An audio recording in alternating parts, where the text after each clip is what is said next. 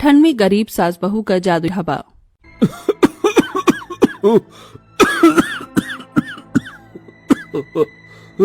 अले पिताजी, आपको खांसी होली है, मैं अभी पानी देती हूँ। जैसे ही मुनिया पानी लेकर आती है तभी वो पप्पू के मुंह से खून आता देख कर रोने लगती है। माँ कहाँ हो आप जाकर घर आ जाओ जल्दी ना माँ। इतने में गीता और बूढ़ी रमा भी सर पर राशन लादे हुए घर में आती हैं।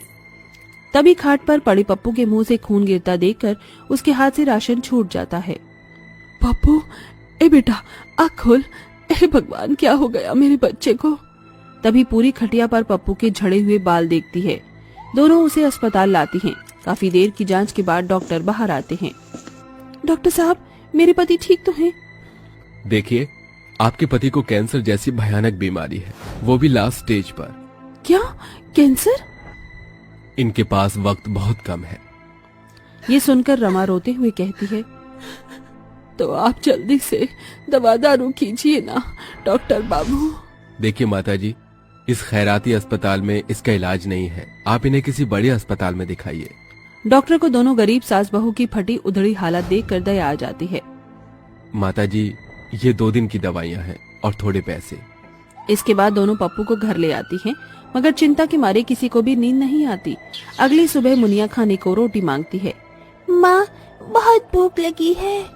अपनी बच्ची को भूख से मुरझाया देखकर गीता सिसकते हुए बोलती है, मुनिया आज घर में राशन खत्म हो गया है, इसीलिए ना खाना नहीं बनाया। शाम को मालकिन से पैसे मिलेंगे तो मैं राशन पानी ले आऊंगी और दाल भात बनाकर अपनी मुनिया को भर पेट दूंगी। गीता अपने आंसू पहुंचकर काम पर निकल जाती है। घर के राशन पानी को लेकर खर्चा चलाने तक की जिम्मेदारी उस गरीब बहू पर ही थी, जिसके लिए वो कोठी में रोटी बनाती थी, साथ ही झाड़ू बर्तन सफाई भी करती। पूरी सड़क पर धुंध छाई थी और कड़ाके की ठंड पड़ रही थी। तभी गीता की नजर एक ढाबे पर गई। इस कड़ाके की ठंड, इस ढाबे पर कितनी भीड़ है। अगर मैं भी ऐसा ही ढाबा खोल लूं तो अच्छा चल जाएगा, मगर इस गरीबी में अभी मेरे पास अपने परिवार को खिलाने के लिए भी पैसे नहीं हैं। जल्द से जल्द पप्पू जी का ऑपरेशन भी करवाना है, कहाँ से लाऊं पैसे। यही सोचते हुए बेचारी वो गरीब बहू ठंड में कपकपाते हुए चली जा रही थी।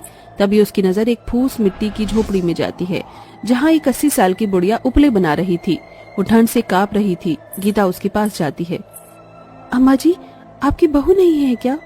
अरे बिटिया, अगर बहू होती तो मैं बुढ़िया इतनी ठंड में ये गोबर बधिया थोड़े कर रही होती। घर में खाना पकाने को ऊपर वाले ने दाना पानी राशन सब दिया है, मगर बनाकर खिलाने वाला कोई नहीं, और मुझ बुढ़िया से अब बैठकर चूल्हे का धुआं झेला नहीं जाता, इसीलिए उपले पात रही हूँ। इसके बाद गीता अंदर जाती है। झोपड़ी के अंदर एक फटी पुरानी घाट, एक मिट्टी का चूल्हा और कुछ बर्तन थे। गीता बुढ़िया को खाना बनाकर खिलाती है, मगर इस सब में उसे खुद को देर हो जाती है। अरे वाह बेटिया, तुम्हारे हाथों में तो साक्षात मां अन्नपूर्णा का बसेरा है। कितना स्वादिष्ट खाना बनाती हो तुम। आज तुमने मुझे गर्मा गर्म रोटी बनाकर खिलाया है। भगवान तुम्हारे दुख दूर कर दे। अच्छा माँ, मैं चलती हूँ। देर से काम पर पहुँचने के चलते मालकिन मोना उसे बहुत झाड़ती है। क्यों री महारानी, अब आई है? तुझे पता है ना तेरे साहब को जल्दी जाना होता है। आज बिना नाश्ते के चले गए हैं। अब 10 बजे आकर तू यहाँ अंडे देने आई है क्या? चल जा, मैंने दूसरी काम वाली रख ली है। तेरी जरूरत नहीं, भूखे मरेगी ना, तब वक्त पर आएगी और तुम गरीबों को कभी काम की कदर होगी। मालकिन, मुझे कम से कम निकालिए मत, इस वक्त मुझे इस काम की बड़ी जरूरत है। कह दिया ना निकल, तो मतलब निकल। मालकिन, मेरा हिसाब तो दे दीजिए। एक फूटी कौड़ी नहीं दूंगी तुझे। ये बोलकर अमीर घमंडी मोना धक्के मारकर उसे भगा देती है।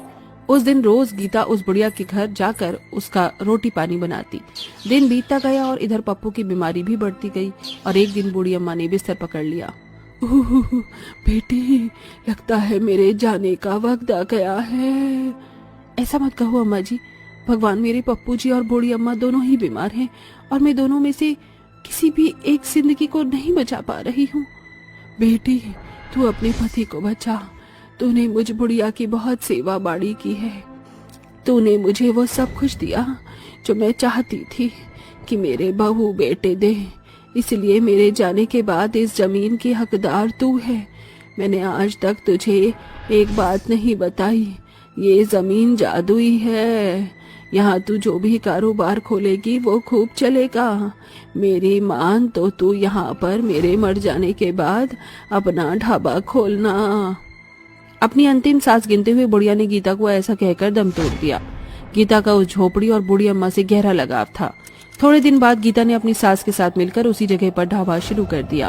गरीबी के चलते दोनों सास बहू के तन पर एक स्वेटर भी नहीं होता, जिसके कारण वो दोनों कड़ाके की ठंड में कांप रही होती हैं। हे मां अन्नपूर्णा, हम गरीब सास बहू के ढाबे पर अपनी दया करना। ही बहू, सिर्फ बोर्ड टांग देने से क्या लोग ढाबे पर थोड़े ही आएंगे, और आएंगे तो खाएंगे क्या? हमने कुछ बनाया भी नहीं और ठंडी हवाएं ढाबे में तेजी से आ रही हैं। इतनी ठंड पड़ रही है कि हाथ पांव भी जम रहे हैं। चूल्हे की आग जला के आग तापते हैं। ए जादुई चूल्हे, जल्दी से जल जाओ। इसी के साथ चूल्हा जल जाता है। इसी वक्त मुझे मटर पनीर और नान रोटी चाहिए।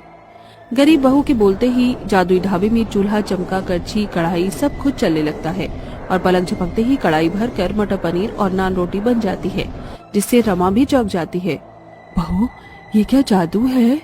माँ जी, ये ढाबा आम ढाबा नहीं बल्कि जादुई ढाबा है। इतने में कड़ाके की ठंड देखकर लोग उन गरीब सास बहू के जादुई ढाबे में भीड़ लगाने लगते हैं। अरे बाप रे बाप, मर गया। अरे आज तो एकदम कड़ाके की ठंड है। बहन जी, जरा जल्दी से एक एक कप चाय पिला दीजिए, मलाई मार के। जी अभी बनाती हूँ भैया जी। ये जादुई ढाबे, मुझे बढ़िया सी चाय दो। इतने में दूसरा ग्राहक ऑर्डर देता है। अरे अम्मा, जल्दी से गरम गरम सब्जी रोटी लगा दो, फैक्ट्री में पहुंचना है, जरा जल्दी करना। बस लाती हूँ बेटा। बहू, दूसरे ग्राहक को रोटी सब्जी चाहिए। बहू, हमारे जादुई ढाबे में चूल्हा सिर्फ एक है और खाने वाले ग्राहकों की गिनती अनगिनत और फरमाइश भी अलग अलग। एक साथ सब कैसे होगा? माँ जी चिंता मत कीजिए, हमारा जादुई ढाबा हम गरीब बहू की इज्जत रखेगा। एक के बाद एक ग्राहक उन गरीब सास बहू को खाने का ऑर्डर देते हैं और जादुई ढाबे के झट से ऑर्डर उनके टेबल पर आ जाते हैं। ऐसा करके कुछ दिन में उनका जादुई ढाबा बहुत मशहूर हो गया और कड़ाके की ठंड में जादुई ढाबे पर सबसे ज्यादा चाय पीने की बिक्री चलती। माँ जी देखा, हमारी जादुई ढाबे से कुछ दिनों में ही हमको बड़ी आमदनी होने लगी। बस थोड़े दिनों में पप्पू जी के ऑपरेशन के पैसे जुड़ जाएंगे। रात के 10 बजे ढाबा बंद करके वो घर लौटती हैं, मगर उस रात बहुत तेज आंधी उठती है और रात से लेकर सुबह तक बर्फबारी होती है।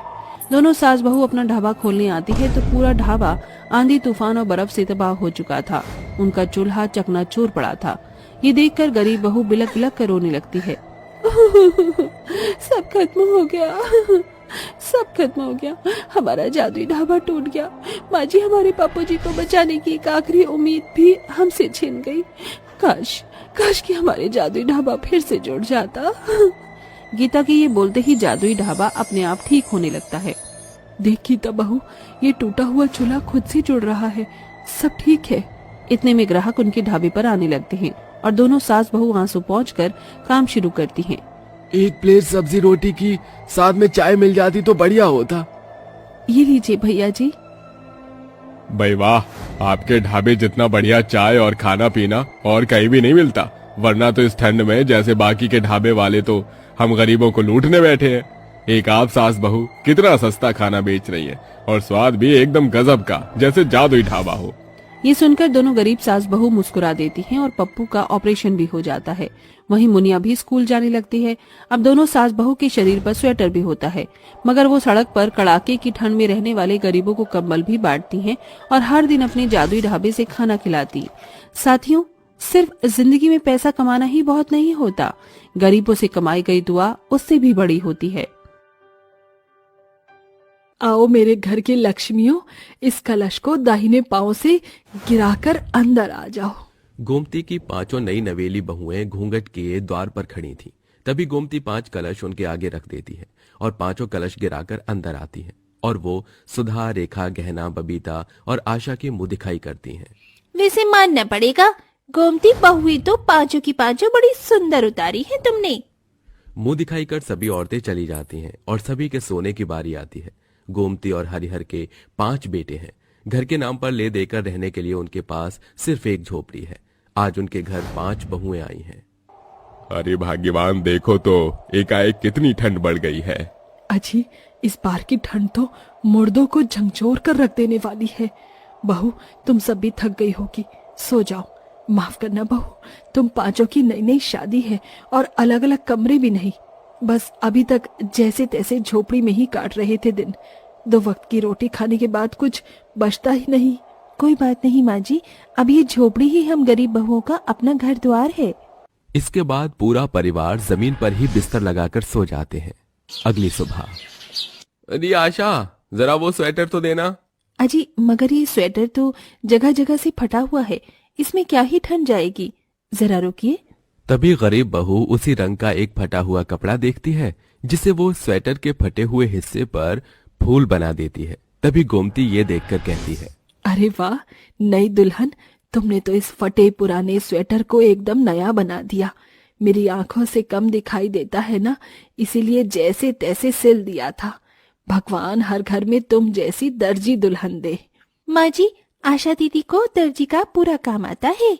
और तो और माँ जी, हम 5 को सिलाई कढ़ाई बुनाई के साथ ब्यूटी पार्लर का भी पूरा काम आता है। अरे ये तो बड़ी ही अच्छी बात है। और आजकल के जमाने में बहू बेटियों के हाथों में सिलाई कढ़ाई पार्लर का हुनर होना ही चाहिए। आगे कब काम आ जाए।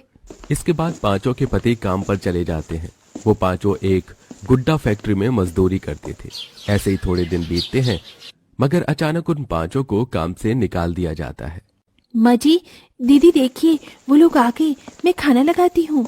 अरे क्या हो गया, तुम 5 का मुंह क्यों उतरा हुआ है। अशोक, क्या हुआ बेटा। माँ, मालिक ने हम 5 को निकाल दिया। मगर क्यों, आप 5 भाई तो इतनी मेहनत करते थे। आशा, मालिक ने विदेश से मशीन मंगवाई है। वो एक बार में 4 मजदूरों जितना काम कर सकता है। उन मशीन ने हमारे हाथ काट दिए। हे राम, अब घर का खर्चा कैसे चलेगा। ये सोचकर गोमती चिंता में पड़ जाती है। 2 दिन तक पूरा परिवार भूखा ही सोता है, जिस पर 5 बहुएं बात करती हैं। दीदी, इस वक्त हमारे घर में न पैसा है न राशन पानी। हम 5 को तो ब्यूटी पार्लर का पूरा काम आता है, क्यों ना हम ब्यूटी पार्लर खोल लें। मगर कहना, ब्यूटी पार्लर खोलने के लिए पैसा कहाँ से आएगा। इस वक्त हमारे पास खाने के भी पैसे नहीं है। बिना पैसे के कौन देगा। पार्लर खोलने की जगह की क्या जरूरत है। रेखा, हम अगर चाहे तो यहीं अपनी ससुराल में ब्यूटी पार्लर खोल सकते हैं। घर के आधे हिस्से में पर्दा डालकर और थोड़ी बहुत पैसे आने के बाद पार्लर ठीक करा लेंगे। और रही मेकअप किट की बात, तो हम 5 ने अपनी शादी पर जो मेकअप खरीदा था वो वैसे का वैसा ही रखा है। फिर 5 अपनी सास के पास आती हैं। माँ जी, हम 5 अपना खुद का पार्लर खोलना चाहती हैं। हम जानते हैं हमारे पतियों के पास अभी कोई नौकरी नहीं, इसीलिए हम घर की जिम्मेदारी उठाना चाहती हैं, क्योंकि ये परिवार अब हमारा भी तो है।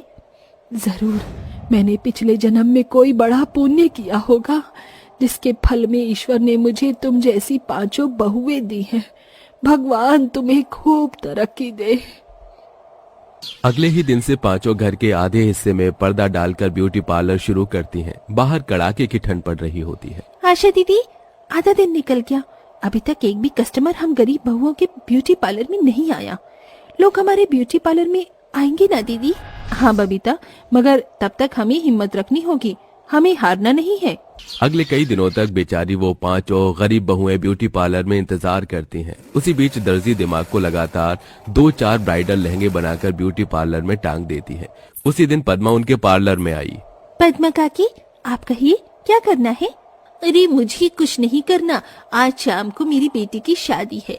अब तुम तो जानती हो बेटी के ब्याह में कितना खर्चा लगता है। मेरी मीरा की शादी है, ब्यूटी पार्लर वाली 35,000 मांग रही है। तुम 5 मेरी बेटी का मेकअप कर दो, मेरी लाज तुम 5 के हाथ में है। ठीक है काकी, आप मीरा को भेज दीजिए। थोड़ी देर में मीरा आती है और 5 गरीब बहुएं मिलकर उसका ब्राइडल मेकअप शुरू करती हैं। दीदी, मीरा का फेस गोरा है, इस पर डार्क फाउंडेशन नहीं, एकदम लाइट फाउंडेशन खिलेगा और ब्लशर भी लिपस्टिक मैट की चलेगी। हमारे पास वक्त कम है। बबीता, तुम बेस बनाओ, रेखा गहना, तुम जूड़ा बनाओ, आखिर में ब्राइडल बिंदी मैं बना दूंगी। हमें बारात के पहले दुल्हन का मेकअप कर देना है। 5 बड़ी ही बारीकी से मीरा का बड़ा ही सुंदर मेकअप करती हैं। हालांकि उस कड़ाके की ठंड में झोपड़ी ब्यूटी पार्लर में ठंडी हवाओं को झेलकर ये उनके लिए आसान बात नहीं थी। ये लो मीरा, हो गया तुम्हारा मेकअप। मेकअप देखकर मीरा बहुत खुश होती है। अरे वाह, आप बाजू ने मेरा बहुत प्यारा ब्राइडल मेकअप किया है। थैंक यू भाभी। पहले ब्राइडल मेकअप के बदले में उन 5 गरीब बहू को 2500 रुपए मिलते हैं। मीरा, अगर किसी और को मेकअप करना हो तो उसे हमारे ब्यूटी पार्लर का पता दे देना। और अगर किसी को ब्राइडल लहंगा भी रेंट पर चाहिए तो बता देना। जी भाभी। दीदी, इन पैसों से सबसे पहले हम घर में राशन पानी भरवा देते हैं। और ससुर जी की शॉल भी फट गई है। इन 500 रुपए में से माँ जी बाबू जी के लिए शॉल स्वेटर खरीद लाऊंगी। उनका बुढ़ापे का शरीर है, कितनी ठंड लगती है। घर में राशन पानी भरवा कर वो खाना बनाती है और शॉल स्वेटर अपने सास ससुर के कंधे पर रखती है। माँ जी बाबू जी, ये आप दोनों के लिए। अब आपको ये फटा शॉल ओढ़ने की जरूरत नहीं। अपनी गरीब बहुओं का प्यार देखकर उनके सास ससुर की आंखें भर आती हैं। देख रही हो भाग्यवान, आज हमारी 5 बहुओं ने इस घर में हमारे बेटों की जगह ले ली है। ऐसी गुणवान बहू ईश्वर हर गरीब के घर में दे। मगर बहू, हम दोनों के लिए शॉल स्वेटर खरीदने की क्या जरूरत थी, जबकि तुम सबके पास भी स्वेटर नहीं और इतने कड़ाके की ठंड पड़ रही है। माँ जी, अपने लिए हम बाद में ले लेंगी, पहले जरूरी आप हैं। उनकी बातें सास ससुर के दिल पे घर कर जाती हैं। वहीं शादी में जो कोई भी मीरा का ब्राइडल मेकअप देखता है वो बड़ी तारीफ करता है और अगले दिन बहुत लड़कियां उन गरीब बहुओं के ब्यूटी पार्लर में भीड़ लगा लेती हैं।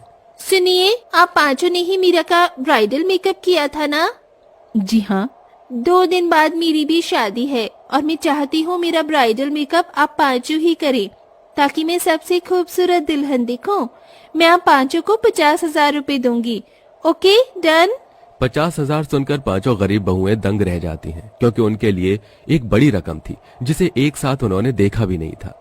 पर रितु के लिए 50 रुपए एकदम आम बात थी, क्योंकि वो बड़े घर की बेटी थी। 5 कड़ाके की उस ठंड में रितु का ब्लीच फेशियल सब करती है और शादी वाले 3 बिना शॉल स्वेटर के कप कपाते रितु के दिए पते पर आती हैं। उफ दीदी, आज तो एकदम कड़ाके की ठंड है, हाथ पांव जमने को हो रहे हैं। सड़क पर भी कितनी धुंध छाई है और कितनी देर लगेगी। बस कुछ मिनट का रास्ता और बच गया है। रेखा, अगर हमें अच्छे पैसे कमाने हैं तो हम इस ठंड को नहीं देख सकते हैं। इस ब्राइडल बुकिंग का पूरा काम करने के बाद हम 5 गरीब बहुओं के ब्यूटी पार्लर का नाम बढ़ेगा। ऋतु जी एक बड़ी हस्ती की बेटी है। रास्ते पर कड़ाके की ठंड में कांपते हुए 5 ऋतु के बंगले पर आती हैं और मेकअप शुरू कर देती हैं। खुश होकर बदले में 5 को 50,000 रुपए मिलते हैं, जिससे वो पहले अपने गरीब ब्यूटी पार्लर को ठीक कराती हैं और अपनी स्वेटर खरीदती हैं। और बहुत जल्द उन 5 गरीब बहुओं का ब्यूटी पार्लर अपने खास ब्राइडल मेकअप के लिए मशहूर हो जाता है और ठंड में शादी के सीजन में उनकी सुबह शाम ब्राइडल मेकअप की बुकिंग में बीतती है। साथियों, इंसान चाहे तो अपने हुनर के दम पर बहुत कुछ कर सकता है।